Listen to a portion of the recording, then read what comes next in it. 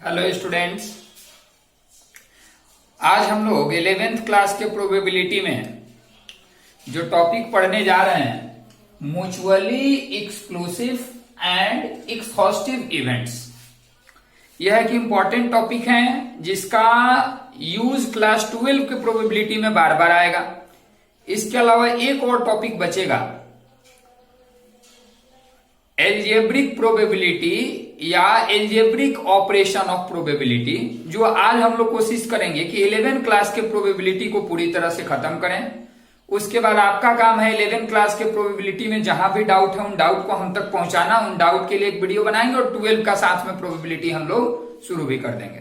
11th class के लिए शुरुआत से एक न्यू चैप्टर शुरू होगा। हम लोग जानेंगे सबसे पहले कि म्यूचुअली एक्सक्लूसिव और एक्सहॉस्टिव एक बहुत इंपॉर्टेंट पॉइंट है। क्लास 12 में स्टूडेंट्स को इसमें बहुत कंफ्यूजन रहता है, इसलिए इसको समझना जरूरी है कि mutually exclusive and mutually exhaustive events क्या होते हैं ना।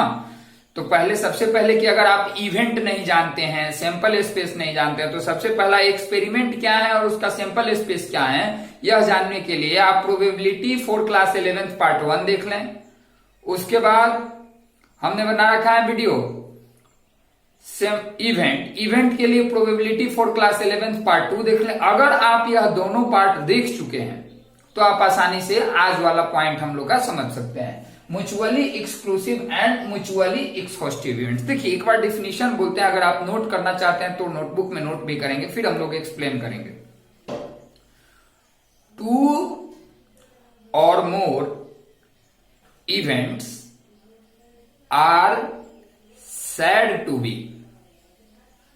Two or more events are said to be mutually exclusive if they have no common outcomes. अगर दोनों में कुछ भी कॉमन आउटकम नहीं है। Two or more events are said to be mutually exclusive if they have no common outcomes. Mutually exclusive किसको बोलते हैं? तो two or more events are said to be mutually exhaustive. Two or more events are said to be mutually exhaustive if their union makes the sample space. यानी कि दो या दो से अधिक इवेंट अगर सबको मिला देने पे, यूनियन कराने पे, यूनियन क्या है पिछले वीडियो में हमने पढ़ा था, यूनियन करा देने पे यानी सबको मिला के लिखने पे अगर पूरा सैंपल स्पेस मिल गया तो हम बोलेंगे कि यह क्या है, म्यूचुअली एक्सहॉस्टिव है। यूनियन होता क्या, सैंपल स्पेस क्या होता है, तो किसी एक्सपेरिमेंट में जो भी पॉसिबल आउटकम्स हैं उन सबके सेट को हम क्या कहते हैं, सैंपल स्पेस। अब इस चीज को हम एक्सप्लेन करने जा रहे हैं। यहां देखिए, let a dice is rolled, let a dice is rolled. एक डाइस रोल किया गया। अब आप बताएंगे कि एक डाइस रोल किया गया तो सैंपल स्पेस मतलब डाइस फेंकते हैं तो क्या क्या आ सकता है। हम जानते हैं डाइस फेंकेंगे तो 1 आएगा या 2 आएगा या 3 आएगा या 4 आएगा या 5 आएगा या 6 आएगा। इसके अलावा कुछ आ सकता है एक पासे को फेंकने पे? तो एक डाइस को फेंकने पे पॉसिबल आउटकम 1, 2, 3, 4, 5 और 6 होता है। इसी का जब मिडिल ब्रैकेट के अंदर सभी आउटकम को अलग अलग कर दिए कोमा के साइन से, तो हम बोलते हैं यह सैंपल स्पेस बन गया। यहां पे इसको लिखते हैं number of element in sample spaces, यानी सैंपल स्पेस में कितने एलिमेंट हैं, तो टोटल 6 एलिमेंट हैं। तो यहां पे हम क्या लिख सकते हैं, 6। लेट, अब 3 इवेंट जो पिछले क्लास में जो हम लोग यूज किए थे उसको फिर से एक बार लेंगे। Let A be the event of, A be the event of coming odd outcome, odd outcome, ठीक है। B be the event, B be the event of coming even outcome, even outcome, and C be the event, C be the event of coming a prime outcome, a prime outcome.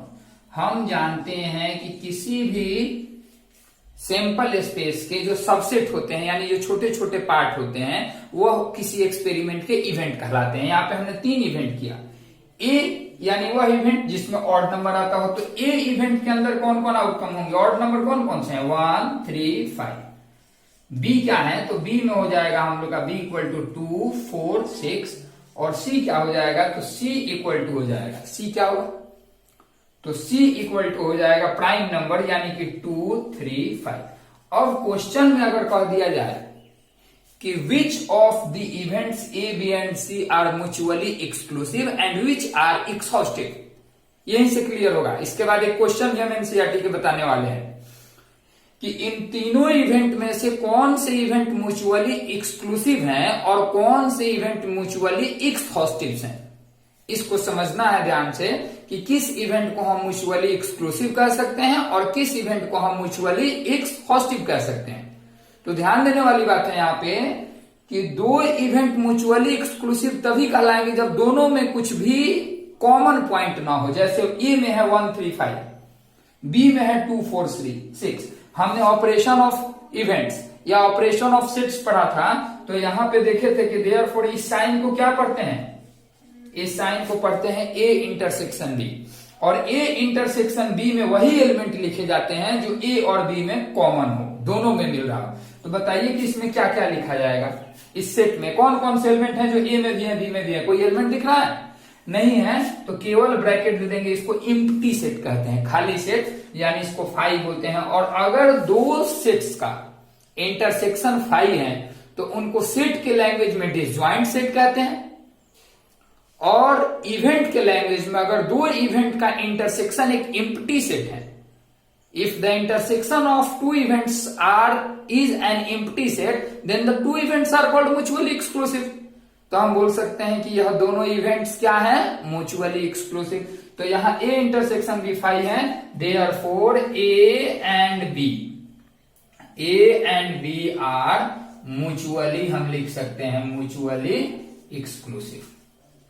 उसी तरह से जब हम ए intersection सी निकालेंगे तो A intersection सी, तो बताइए कि ए इंटरसेक्शन सी लिखेंगे, यहां पे बी के जगह अगर सी लिख देते हैं हम, तो क्या ए इंटरसेक्शन सी भी 5 होगा, कुछ नहीं आएगा उसमें, बिल्कुल आएगा। ए और सी में क्या कॉमन है, 3 और 5, तो A intersection C equal to, अगर यहाँ पे बी के जगह पे इसको अगर कुछ आप नोट करना चाहते हैं तो नोट करेंगे, वैसे या समझा रहे हैं।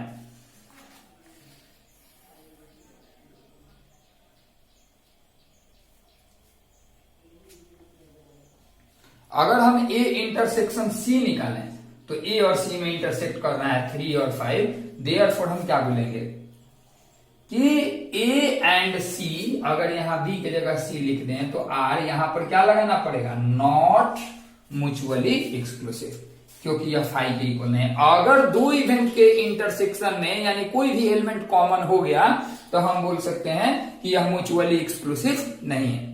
जबकि अगर 2 इवेंट के इंटरसेक्शन में कुछ भी नहीं है कॉमन, जैसे ए और बी में कुछ कॉमन नहीं है, उसके बाद ए और सी में कॉमन है, बी और सी में कॉमन है, यानी ए और सी म्यूचुअली एक्सक्लूसिव नहीं है, बी और सी म्यूचुअली एक्सक्लूसिव नहीं है। जबकि ए और बी आपस में कैसे इवेंट है, mutually exclusive event. Exclusive event हम आशा करते हैं कुछ समझ में आया होगा, और भी कुछ क्वेश्चंस देखेंगे हम लोग। अब आगे बढ़ते हैं, है ना, तो एक्सहॉस्टिव भी चेक कर लेते हैं कि कौन कौन एक्सहॉस्टिव है। तो वह 2 या 2 से ज्यादा इवेंट जिनको यूनियन कराने पे, जिनको मिलाने पे पूरा का पूरा सैंपल स्पेस आ जाता है उस एक्सपेरिमेंट का, उसको हम बोलते हैं कि वह सारे इवेंट्स म्यूचुअली एक्सहॉस्टिव है, मतलब एक साथ मिलकर सैंपल स्पेस बना रहे हैं। जैसे यहाँ पे अगर हम देखें, या तो इंटरसेक्शन हुआ, यूनियन क्या करते हैं, यह भी पिछले क्लास में हम लोग इसके बारे में जिक्र कर चुके हैं कि यूनियन क्या होता है सेट का।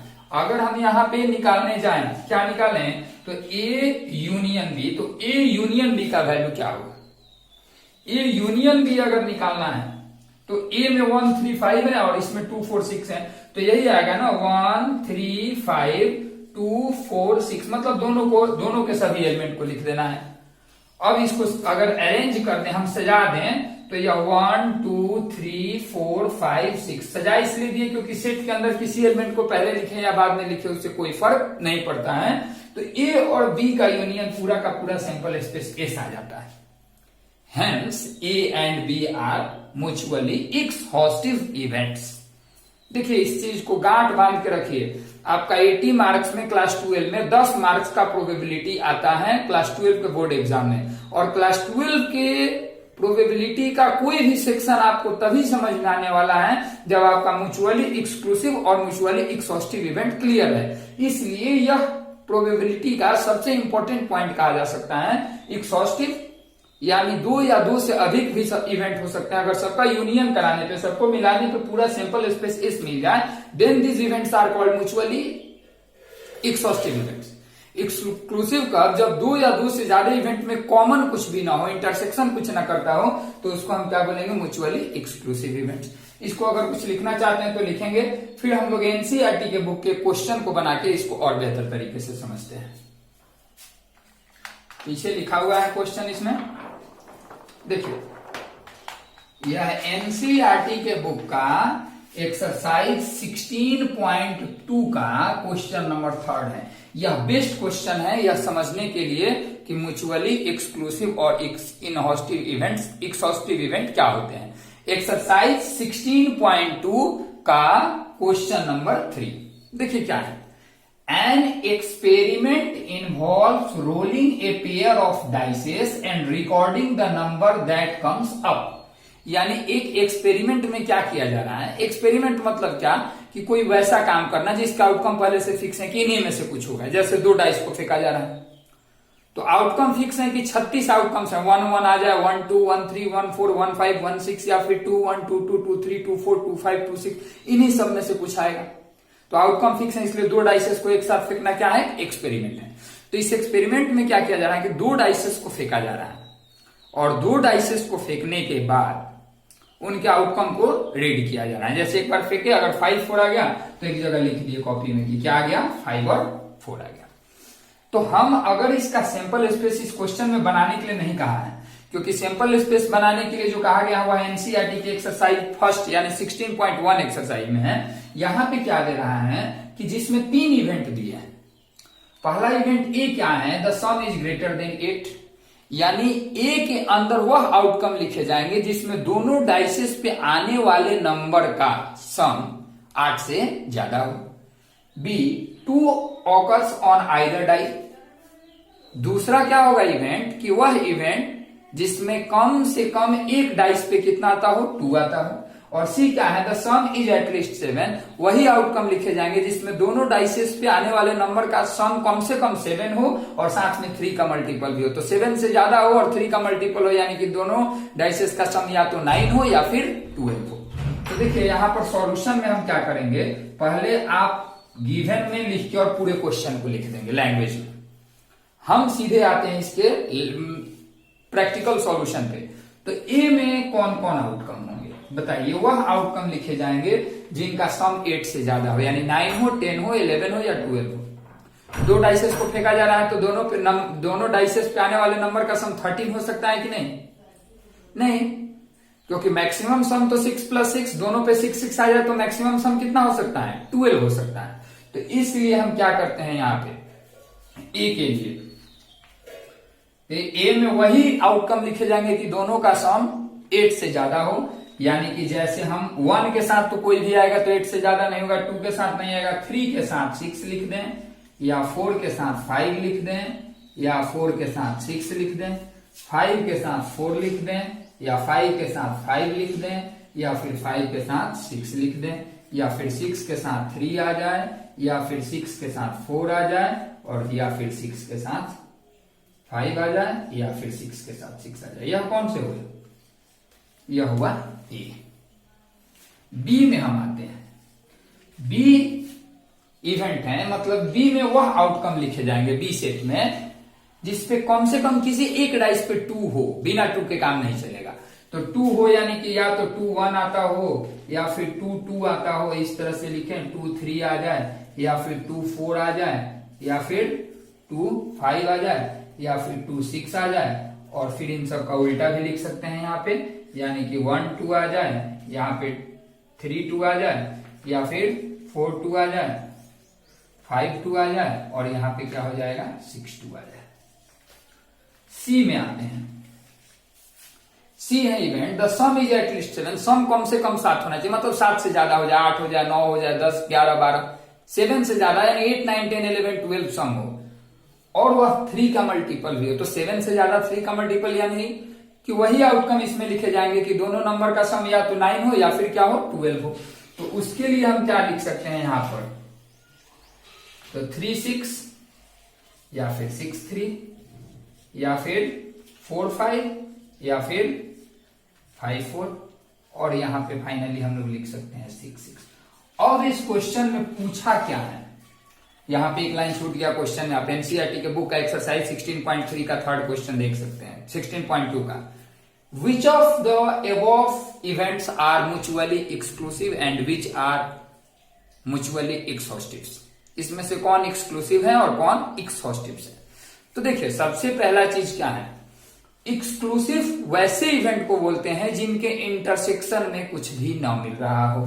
जैसे अगर हम यहां लिखें कि here A intersection B equal to, A intersection B मतलब इसमें वह एलिमेंट लिखे जाएंगे जो ए में भी हो और बी में भी हो। आप बताइए तो क्या ऐसा एलिमेंट लिखें जो ए में भी है बी में भी है, क्या ऐसा कोई आउटकम है जो ए और बी दोनों में है, नहीं है। तो यानी कि यह एक एम्प्टी सेट होगा जिसको इक्वल टू 5 हम लिख सकते हैं, इसको क्या पढ़ते हैं 5।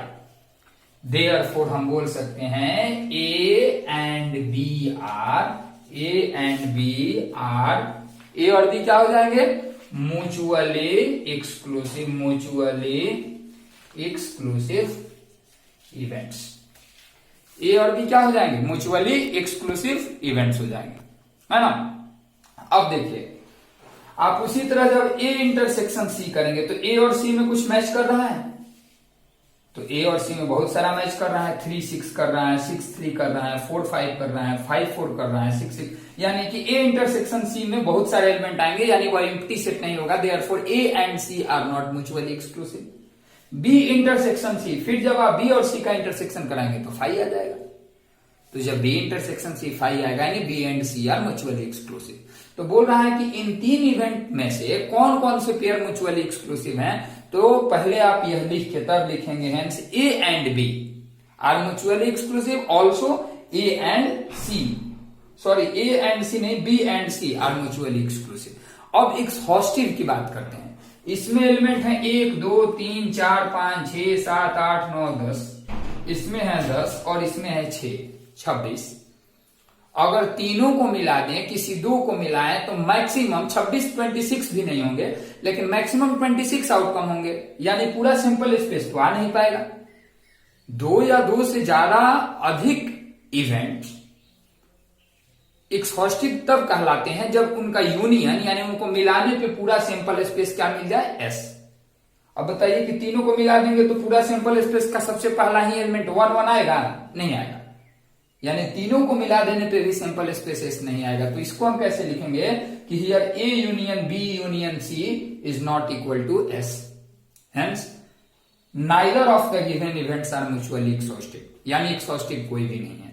हम आशा करते हैं कि एक्सक्लूसिव और एक्सहॉस्टिव इवेंट्स क्लियर होंगे आपके।